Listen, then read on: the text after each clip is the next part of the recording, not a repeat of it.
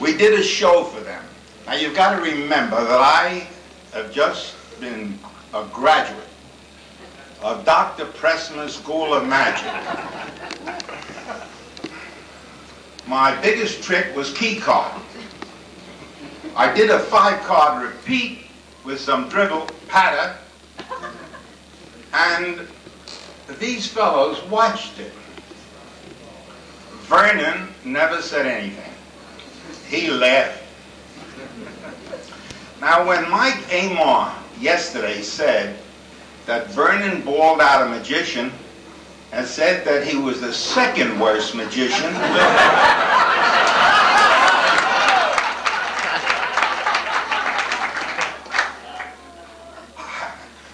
I felt a little guilty. But that is my fault. Well, at least it's my fault. I had a little bit to do with California's gain and New York's loss. You see, I arranged for the sale of Dai's home in Westchester. So Dai went to California. Now, I guess you know that I'm an attorney. Dai, you also know that I drew your will. Now, I must tell you I'm a very good attorney. I'm one of the best. Some fellows draw wills. I draw the last will and testament that lasts. And I hope that it lasts for a long, long time. Thank you. Next to the bar, I have a guy, there's a little electronics shop next to the Tom Foolery, and the man who owns it, his name is Slow-Mo. I've known him for the 10 years I've been there. I swear to God, this is true. One day I saw a piece of his mail came to me and it said Slow-Mo lip shits. I swear to God. One night, I used to live in the bar. The first 7 years of the Tom Foolery, I lived there. I never left the place. That's sort of relates to what this man's doing right here. One night the burglar alarm went off. This is a true story. I went out front. Slow-Mo had a robbery. Someone threw a tire, a Firestone tire, through his bay window in the front and took like electronic equipment, stereos, amplifiers, and tuners. He was really teed off. This was about 2 in the morning. I walked out there, and of course I try and find something funny and everything. There's this 12-foot piece of glass that's broken with the 2 or 3 tape recorders left in his window with his big Firestone tire, and I looked at him, I said, "Hey, Slow-Mo, how much you want for that tire in the window?"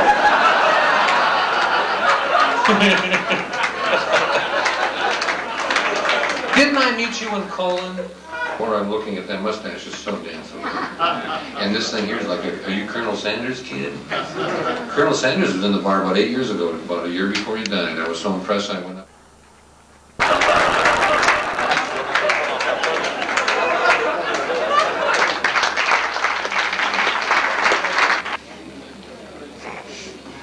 It seems to me that everyone is doing Bob Hope imitations tonight. And that can all be boiled down to 4 words. Thanks for the memory. Because I was with people who lived here, and then the 3rd time I came, I spent a day with Derek Dingle, and then I started hating the place again.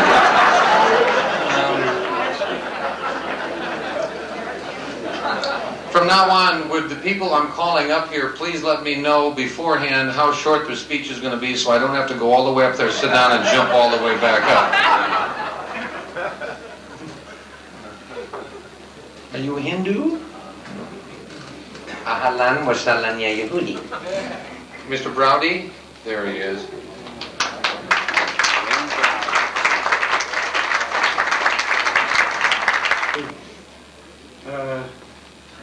I was a student of Dai Vernon, and Dai Vernon, my sincerest thanks, my sincerest and most heartwarming thanks to you for everything. Thank you very much.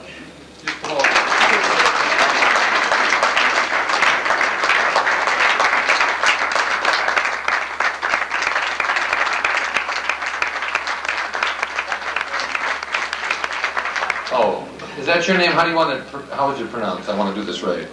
Gazzo Timothy. Your first name's Timothy? Okay, it's Gazzo. But where'd the Timothy come? Oh, that's your name, isn't it? No, my name's Tom. Tom, sorry.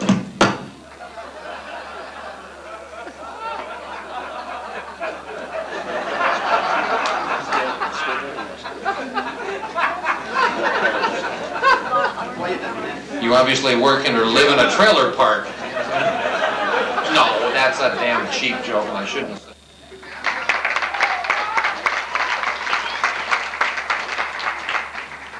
Well, anyway, ladies and gentlemen, names of the tombstones. Ladies and gentlemen, Mr. Vernon. We're going to slack on this. First of all, I just want to show you a quick card trick. I'd like somebody to just name any card. Yes, sir, you in front. Could you name any card, any card at all?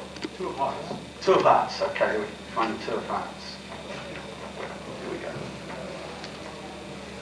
Just make sure it's in there.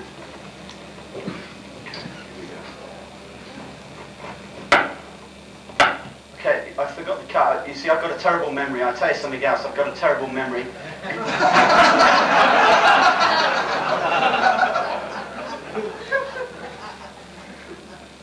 Okay, could you name the card again, please? Two of hearts. What's your name? Ken. Can't hear you, Ken. Ken. Okay, Ken, I'm going to show you the floating card trick. Have you ever seen the floating card trick before? Here we go. Watch close.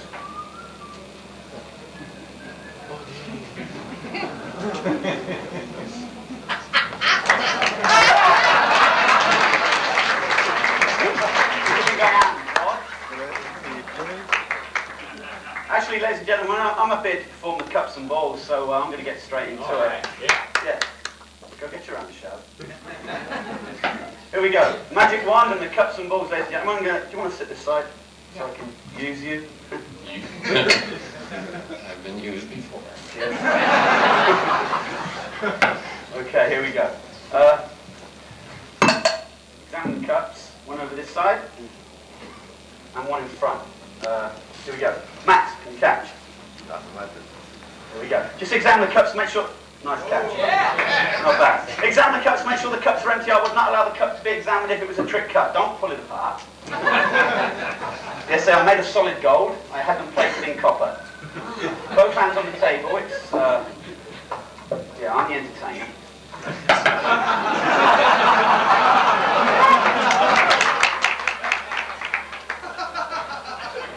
Come on, if it was that big, you wouldn't be playing with it yourself. Okay.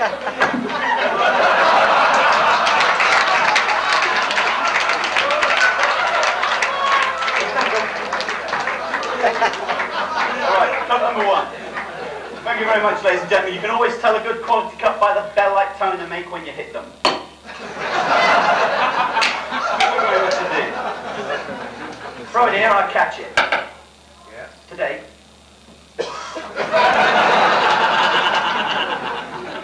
Okay, ladies and gentlemen, on examining the cups, you know they're made of soft metal. Here we go. They pass through each other. No, don't patronise me. I'm going to do it again. It's always better the second time, isn't it? You're going to steal it?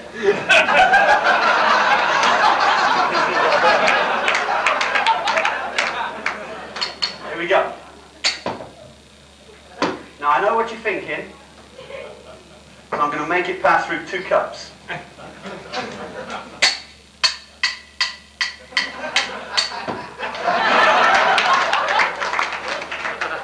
Yes, okay, I'm going to get somebody to point to a cup. Sir, what's your name?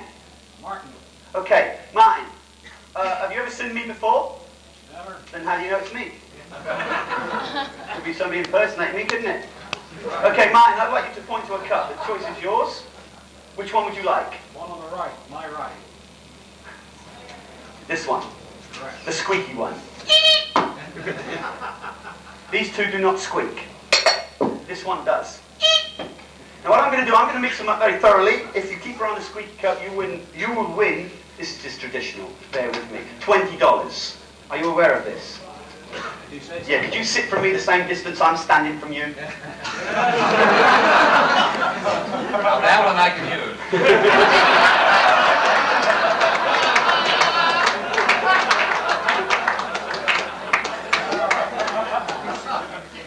magic wand, very powerful weapon. Is sterilized. You'll have to hurry because it wears off.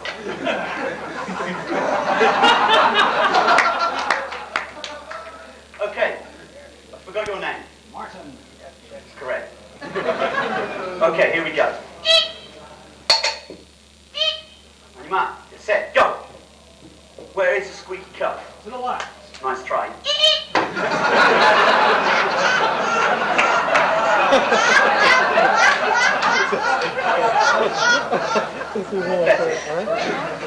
I also use one. When did you get speaking uh-oh? 1, 2, 3 balls, I was gifted. There goes the family crowd. You can laugh, the kids don't get it.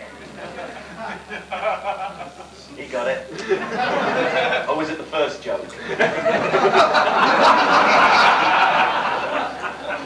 Okay, here we go. Now, I'm going to get some girl to examine my balls. No, let's squeeze them out, go blind. Too scared to laugh, eh? Here we go. Yes, point to a cup, sir. Center. Okay, sorry, point to a ball. Am I doing this right?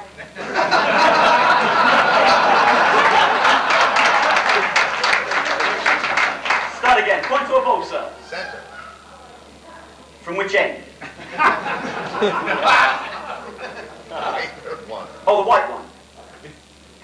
Here we go. By taking ball number 1. Here we go. Ball number 2. Here we go. Vanishes the same way. Ball number 3. Here we go. Ball number 3 is always the hardest because I'm going to vanish it by the Way-Hey method. Way-Hey. Stunned. Obviously, you know where they are. You've read the routine. Hold it. Just nod your heads, I'll understand. So it's going like that. Here we go, I place a ball here. Oops, sorry, ball here. A ball here. A ball here. Now I'd like somebody to point to a cup, say, yes you sir. Point to a cup. So where are you from? New York. Sorry? New York. I heard you, I said sorry.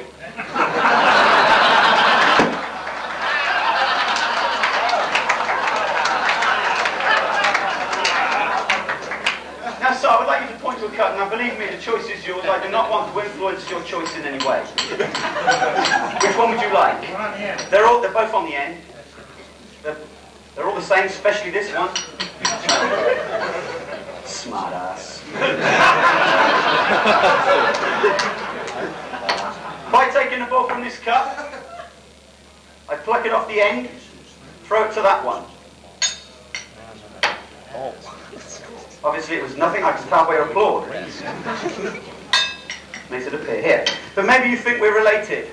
I placed one here, I can take the ball from me, you'll actually see it go across. Over to here. We still have one here. Now 2 on the bottom, 1 on top, my favourite position. Explain it to the others. Here we go. Watch the ball, penetrate. Sorry girls, here we go.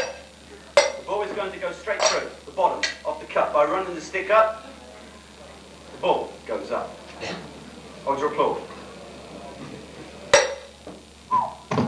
Thank you. Here we go. Works either way. By running the stick up or down, the ball goes down. Now, hold it. I know what you're going to say. Trapdoors. I heard you. No chance. They're solid. You want to know how it's done? I'm going to explain it. I don't always do this, ladies and gentlemen. But you're a lovely crowd.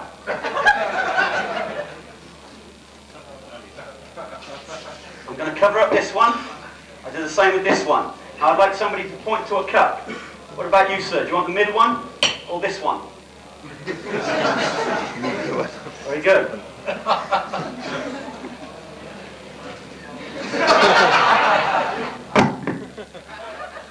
Now here we go. As you can see, there's a ball under each cup. And added part, if you don't mind, Mr. Vernon, in the routine. Watch them vanish. I'm going to bring them back. Get it. I'm going to eliminate 2 balls, ladies and gentlemen, so you can follow the game, or I should say the entertainment, more easier. I take this ball, I'm going to place it away. We won't use it anymore. I do the same with this one, which leaves 1 ball here. Don't like it? Bear with me. I take the ball. You see, the trick is, the more you put the balls away, ladies and gentlemen, the more they come back. You still have 1 here. Now, I'm going to explain it. If I take the ball, put it away. Timing, Tom. If I take the ball, put it away. You may think I've got a lot of balls. Look, you see, I don't take it.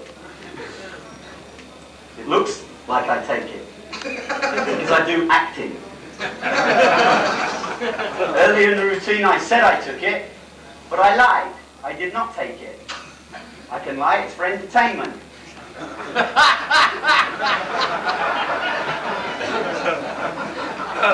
You've got to get out more often, Tom.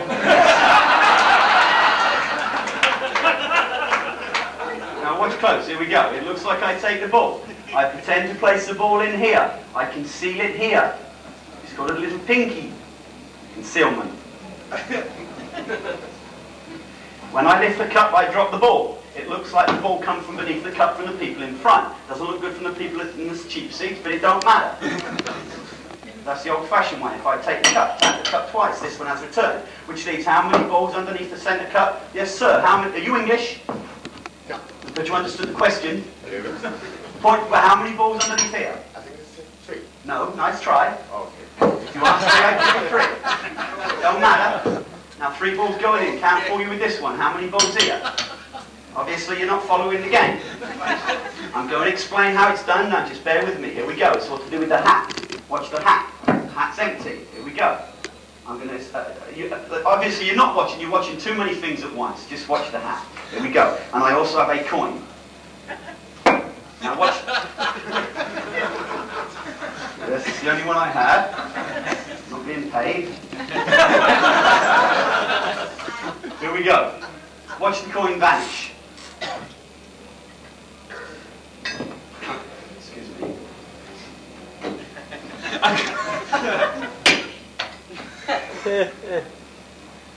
It was so obvious, wasn't it? Everybody thought I took the coin. It was so obvious. You should be watching the cups, ladies and gentlemen, because I had them covered. It can't fit underneath this one. Stunned? Here we go. I have them covered, ladies and gentlemen. Look at this. More to lift the cups. Hold it, please. Come on. On and started to practice like that? Or do you think he learned the routine and then he wore those silly clothes? He's what? He's great.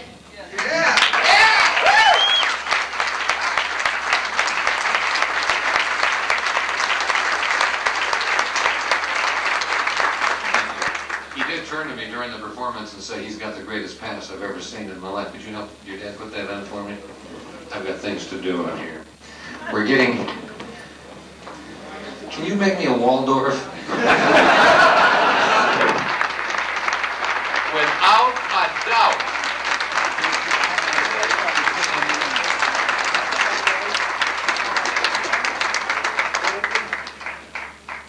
Well, I'll be even briefer than Sol Stone. I just want to say what everybody in this room probably wants to say to the professor personally. That's just to thank him for his contributions to magic, for his wonderful enthusiasm when he talks about magic, for his marvelous approach to construction of tricks, his philosophy of magic. We'd all like to say these things to him ourselves.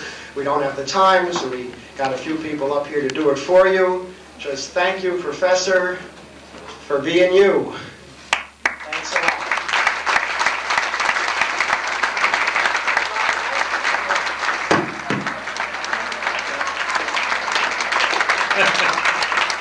I'll never forget this. I got 10 or 12 of the world's greatest magicians turn to me and say, "Can I grab the mic?"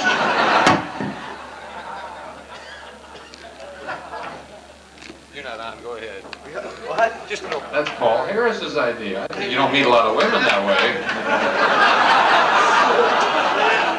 Well, I've been doing it for 3 years and I'm bisexual.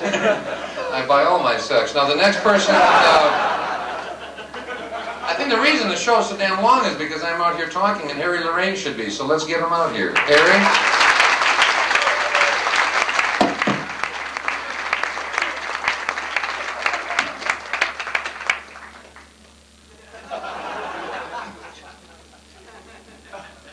This is terrific. It really is. Where else but in the world of magic? I just ran in from out of town, I flew because I had to be here.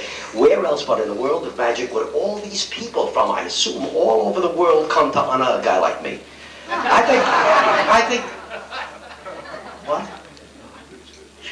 You mean it's for the other gray hair? Christ, I thought it was for me. Well, what the hell, next time.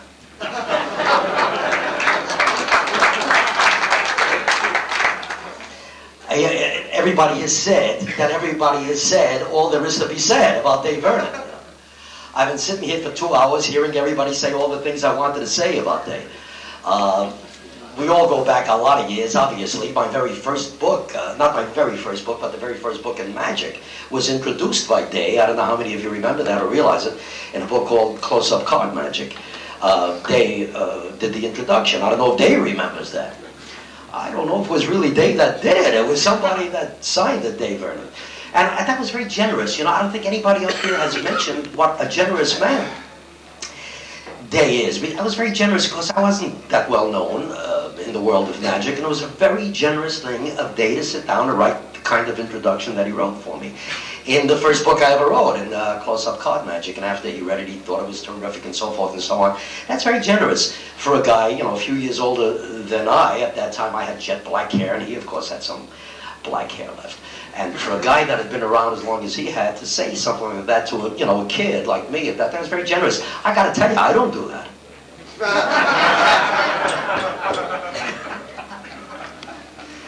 He's a very generous man, and we were in Los Angeles, my wife Renee and I were in Los Angeles, I don't know, about 2-3 weeks ago, and of course I always show my face at the Magic Castle, and there was Dai sitting in the corner, and he hadn't seen my wife probably, I don't know how long it was since you saw Renee, but it's got to be close to 30 years. He hadn't seen Renee. He's seen me on and off because I get to California quite often and I always say hello to Dai, but I don't think he saw my wife for probably 30 years. And as we sat down, we went to his table, that corner table. He always sits under a picture of a magician with a beard and the eyes move. I don't know how many of you have been there. That's where Dai sits all the time. As you walk, the eyes follow you on that picture. Not Dai's eyes, he's been drinking, And in any case, and he had been that night. And as we sat down, he said to Renee, and this is almost verbatim, if I remember correctly, and I remember correctly, that's terrific, because nobody can steal that one, see? It doesn't work for anybody else but me. What the hell was I saying? I forgot. Oh, yeah, I was... That's a joke. I don't want to start any legends. We sat down, he hadn't seen my wife for 30 years, and he said, I think it was the Jack Paar show. I think it was the Jack Paar show, he said to Renee. And Renee didn't know what he was talking about, neither did I. He said, yeah, it was the Jack Paar show. He said, Harry pretended he forgot your name. Well, son of a gun, about 30-odd years ago, whenever the hell the Jack Paar show was on, I was on the show. I was on the show many times, but about the first time I was on, my wife was always there to give me confidence or whatever, and she'd be sitting in the audience. After the first time, she wouldn't do it anymore.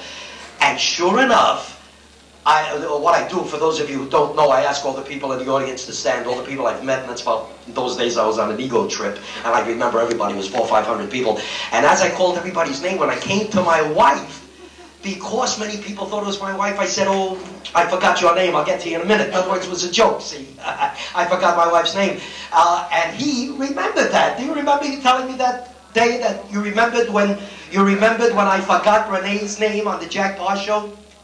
You remember you telling me that? He remembered that. So I want to tell you that this man is 93 years old, and I didn't remember it. Renee didn't remember it. He remembered it. He's got a mind. He's fantastic. He's a generous man. Sometimes there's a twist to his generosity. I'll give you a little vignette. I was told that I could speak twice as long as anybody else, so because I'm half the size, I guess. I don't know. So in any case, I'll give you a little vignette. True story. It was a convention like this. I'm talking about a twist. Vernon, sometimes the little O. Henry twist to his generosity. I've never forgotten it because I thought it was very funny. It was a combined IBM SAM convention, I think, at one of the hotels in New York. Not this one, the air conditioning was working. And the mic, I love it. I'm looking at what this mic looks like after Tom, the idiot, got through with it, the crazy man.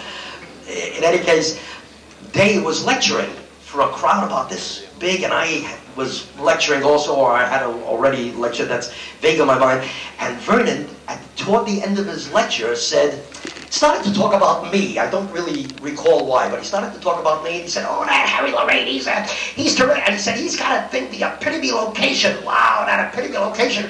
He said, that's one of the greatest things I ever saw. And he started to rave about this pamphlet of mine, the epitome location, and boy, the cash register was ringing in my mind, see. I was thinking about how I can print them real fast. I had about 1,000 with me, you know, because I was lecturing there, and I was trying to think, but wow, I'm going to have to get some more because this is Dai Vernon talking about the epitome location, and he kept on for about 5 minutes. Boy, that epitome location, one of the greatest things I ate, the greatest ever. Now listen to this twisty O. Henry twist. He comes to the very end, I'm counting the money of all the copies of epitome location I'm going to sell, and Dai ends this little piece by saying, that Harry Lorraine, he came up with that epitome location, that is the greatest. He says there's only one problem. Harry Lorraine's the only one can do it.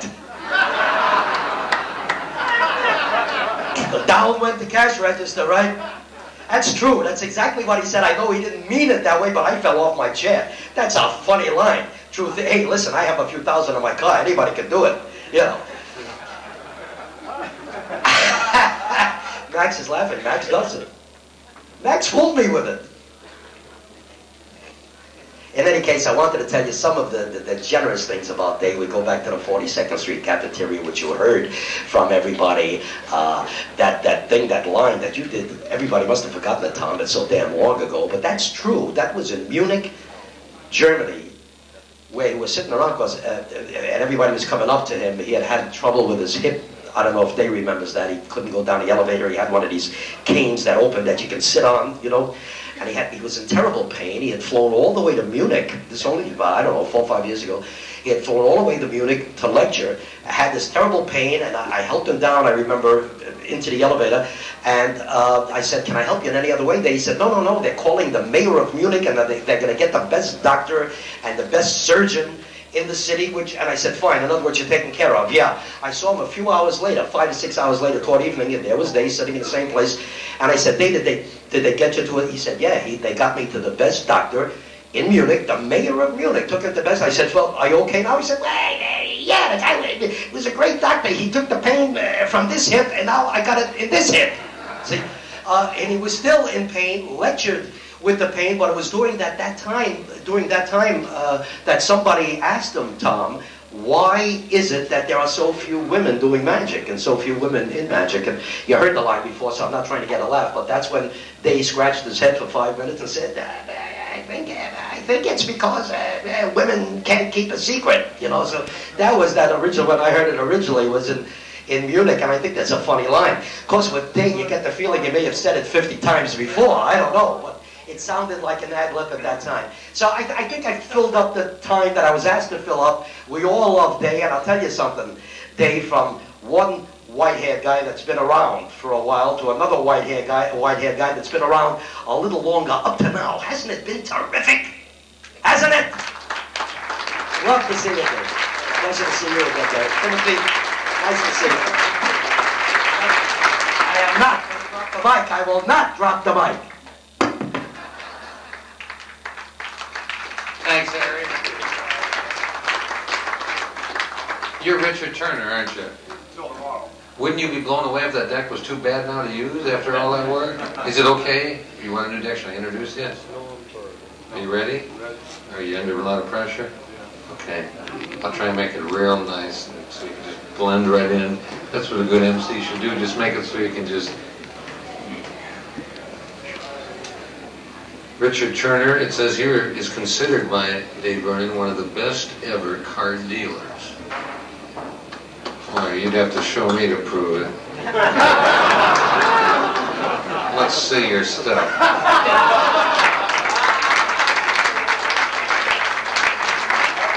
You need anything? You need a table or anything? I need a flop mic.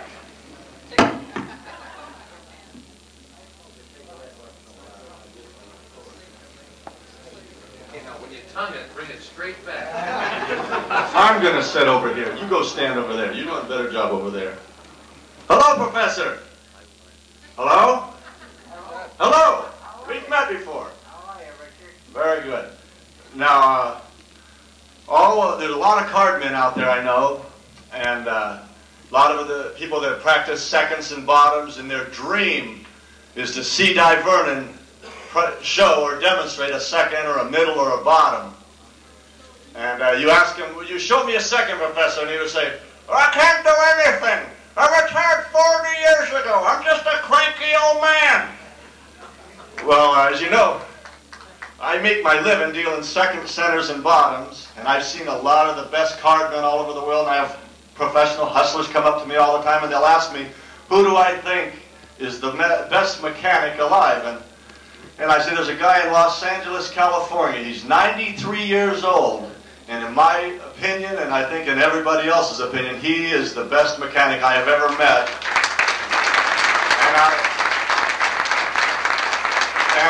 I've been very fortunate in that I'm one of the ones that gets to see him do seconds and bottoms. Just 3 years ago at the board of the Reuben E. Lee, we were in the stern wheeler, and over in the wheelhouse, and he was sitting there doing absolute perfect Kennedy middle deals that he learned back in 1930s. Anyway, I thank you because I've learned a tremendous amount from Dai Vernon. I thank you very much, Professor. We love you, and God bless you.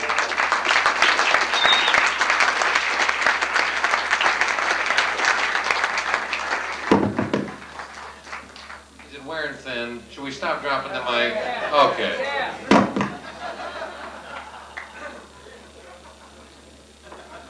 Best mechanic I ever saw work for Amco. Dai Vernon. And when he came out with the first lectures, as Herb mentioned, and also the evenings at Balducci's with Carlisle and Day and Henry Chris and Eddie Balducci, they were times to remember. We all bought the Stars of Magic when they first started coming out. But something I particularly remember, and I'll remember all my life, is when he gave a course of magic. Charlie mentioned it earlier, and Tommy Burke was at it. This was in the winter of '62. I was up in Albany at that time. I'd finish work on a Friday night. I'd hop a bus, drive to Albany, get a bus, take 3 hours to get down to get the Tannins after it closed, to spend 4 hours with Day. Midnight would go over, and Day would take pity on me, as he was generous, as Harry said, and he would drive me over. We'd stop, get something to eat. He'd bring me over to the train station and wait with me. We'd do tricks and talk until the milk train came, and I'd hop that, get back up to Albany, get my car, drive home, take a shower, go back to work. And I did this week after week, and it was the greatest experience I ever had, which I thank you. However, Day, I wonder if you remember this.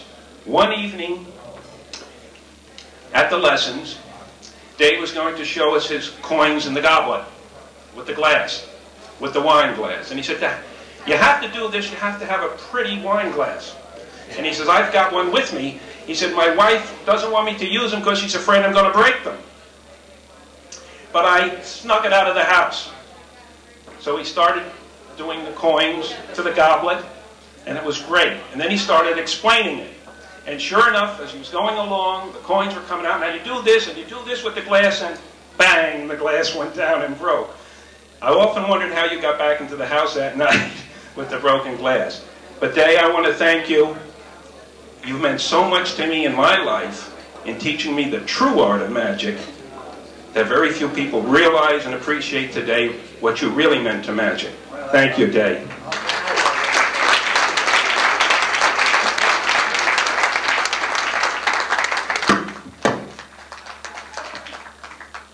Belonging to a club, isn't it? Well, I just want to say how much the professors helped me. I owe everything to him. Everything. Everything I do has his touch in it, and it's very obvious. He told me once that you could watch any sort of performer and tell, who they studied with by, the way they hold the cards and stuff. But I've been very influenced by the professor. He's had quite an influence on me, and in everything I do, it's the craziest thing, How are you? But thanks a lot. I appreciate it. Professor, you're the greatest. I couldn't have done anything without you. I appreciate it. Thank you. Thanks a lot.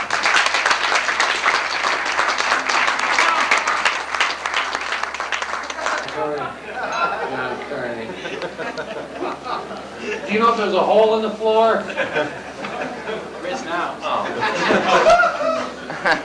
Boy, this is a great position to introduce Max Maven in.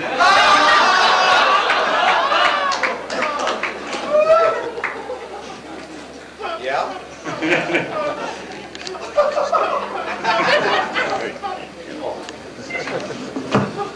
Max Maven. The thief of thoughts.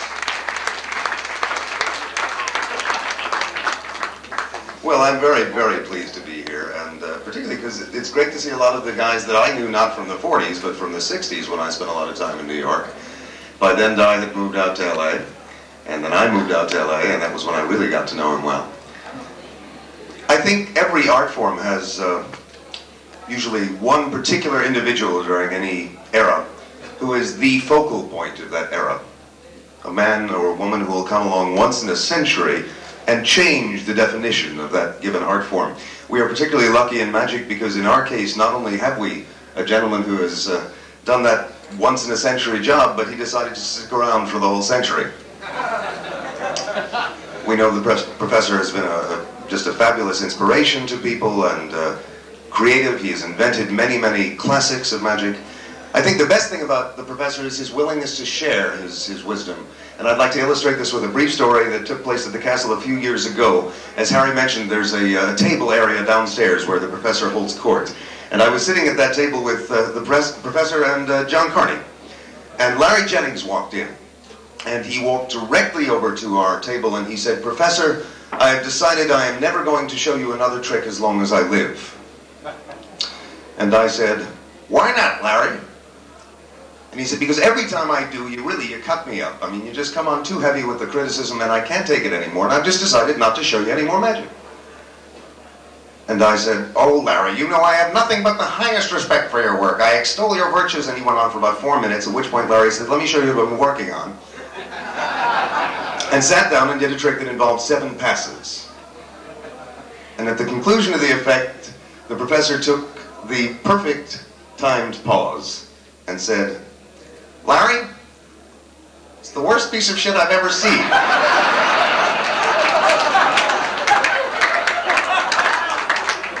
There's more. Larry, of course, turned the color of this carpet, jumped up from the couch, screamed, "That does it, I'm never showing you anything again," and ran upstairs. The professor waited 2 pauses, with canary feathers on the corners of his mouth, and turned to John and myself and said, "Larry's so sensitive."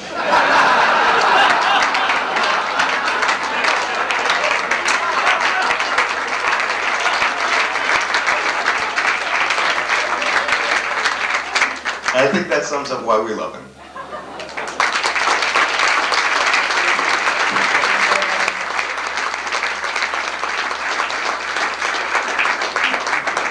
I'll just think about dropping it.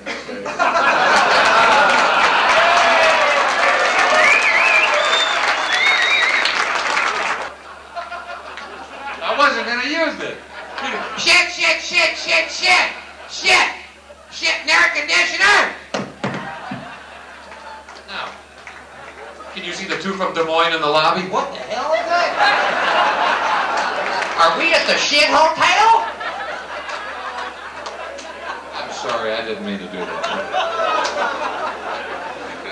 Dung, dung, dung. It's almost over. Thank you. This has been a pain in the ass. No, I've had a real lot of fun. I really have. I'm sorry it took so long, but when you're given a list like this, it's hard to try and make it entertaining and keep the show rolling at the same time. So tonight I'm not going to MC the show. We'll just let all the acts go through. And only Willie Schneider did what I wish I could do, and that's cry, because you're someone who no one is ever going to be able to express our complete thank you for what...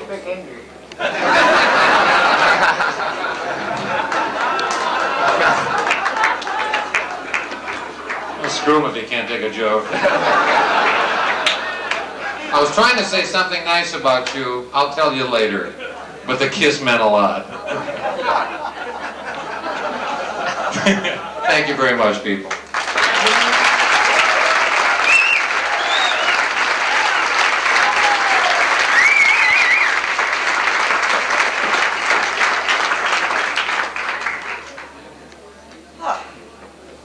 Tom, you've done a wonderful, wonderful job. We thank you from the bottom of our hearts. You've made a memorable day more memorable, and something we may never encounter again. We would like to thank everyone here today. I know it's warm. There is no air conditioning in the hotel at all, so don't even think you feel a little bit of it. To all the performers, to everyone that has helped in this really, really wonderful afternoon. To Pat Cook, do you have a copy of the lyrics for the professor? Tomorrow. Tomorrow will be fine. Thank you so much. To Tom, there's very little to say except all of our thank yous. In preparing for this afternoon, there were many, many people contacted. Many showed up, as you can tell, difficult for some. But people like Ed Balducci, who would love to have come, but the distance and the health did not permit it. To Dan Mayer from England, who was a student of Vernon's, will send to him some of his comments that he would have liked to have had. I know Cabot has a letter here for the professor. Slidini was trying very hard. He says, call back, call back. I called back and he said, Phyllis, I know make it today. There were many more. Now there are some of Day's friends in the audience. If they would just please stand when they're mentioned. Connie Bush. Will someone ask Connie to stand, please? Willis Penny. What this is, it's a wand. It's a plexiglass wand in a wall. No, you'd like to see this. This is, I think, a walnut case. That's beautiful. Oh, would you please read the presentation on it, please? Read the presentation. On the box. Thank you.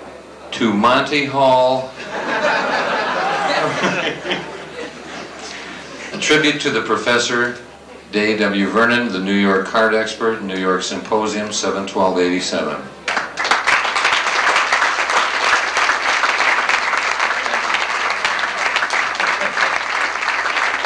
He just looked at me and he said, I feel like Oliver North sitting up here. I'd like to thank his family, both you guys. It took a lot to sit here through that. And I'm sorry it took so long. I really am.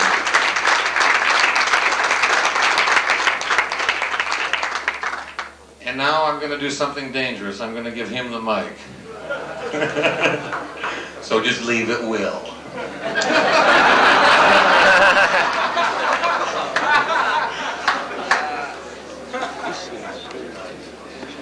Do you have anything to say after all of these people have paid tribute to you? Do you have something to tell these people? Well, I might tell them something funny. Can you hear me? Yeah. My young son here, Derek, I'll tell you a little funny story. Years ago in Brooklyn, New York, Dr. Daly and myself were practicing stacking dice on the floor. We had a board on the floor, and we were practicing to see who could do it the most number of times without missing. And Derek, at that time, was just a youngster going to school. It was about 2:30 in the morning, 3 o'clock. My wife was reading in the corner in a book, and Doc Daly and I were sitting on the floor practicing stacking dice. And all of a sudden, as I say, it was about 2:30 at night, in the morning rather, and Derek came to the door, opened the door, and my wife, Jean, said, Derek, go to bed. It's nearly 3 o'clock. You have to get up at 7 o'clock to go to school.